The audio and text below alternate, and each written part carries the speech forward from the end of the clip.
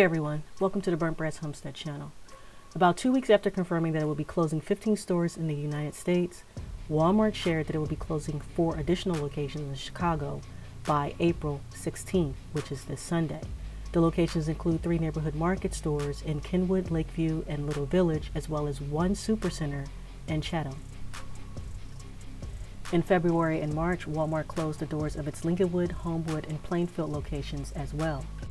Meanwhile, on the West Coast, Whole Foods closed its Trinity Place location in San Francisco on Tuesday, April 11th, due to rampant crime.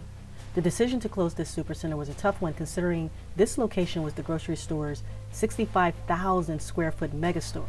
The storefront at Trinity Place opened March 10th, 2022, and was considered San Francisco's flagship store. A little history of this area. Mission District, where several Whole Foods exist, has been the Bay Area's main hub for the region's Latino population and is one of California's oldest neighborhoods, and the community has been around for decades. Meanwhile, melanated people and other minorities made up the population in surrounding areas such as Fillmore, Hunters Point, just to name a few. The Mission, along with the rest of the city, is affected by waves of gentrification prompted by the tech revolution, with housing projects being replaced with more modern apartments and neighborhoods being fitted with various upscale retails and other stores. Some individuals, families, and smaller businesses were and are being forced out of the area, making room for tech workers and others who can afford to pay double for rent. In the Mission, there was supposedly an increased number of renters receiving notes on their doors ordering them to vacate their apartments within a certain period of time so that they can be turned into condominiums. The one thing San Francisco failed to do was to make the area safe. So due to gentrification, the poor was priced out of the area, while due to the uptick in crime, the rich are fleeing the area.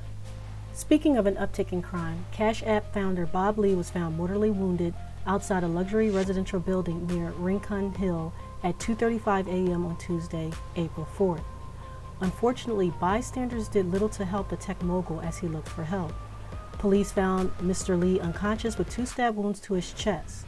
He was rushed to the hospital where he later died. Days after the stabbing, San Francisco's police remained tight-lipped about the investigation, until this afternoon when it was revealed that a man in Emeryville, California, whom they believe stabbed and killed Mr. Lee, was arrested. Police told the outlet that the alleged killer purportedly knew Lee and is another tech executive. It appears that Mr. Lee's case was a targeted attack, but people have got to put their heads on the swivel. Maybe consider not being out in the streets after dark. And of course, having supply of food and water to keep you out of the streets during chaotic events. It is unwise to think that you can make a trip to the store when chaos ensues. Like what happened in Philadelphia a few weeks ago when there was a brief scare that the water supply was possibly contaminated due to a chemical spill. Bottled water flew off the shelves, and some stores ran out of bottled water within a couple hours of the news spreading. Now think about all the times when bread, butter, milk, and eggs were sold out just before a storm. More and more people are coming to the realization that things are getting worse. They are preparing for difficult times by starting a long-term or emergency food pantry. If you need help starting a pantry, check out my video, Starting a Long-Term Food Pantry on a Budget. Thanks for watching.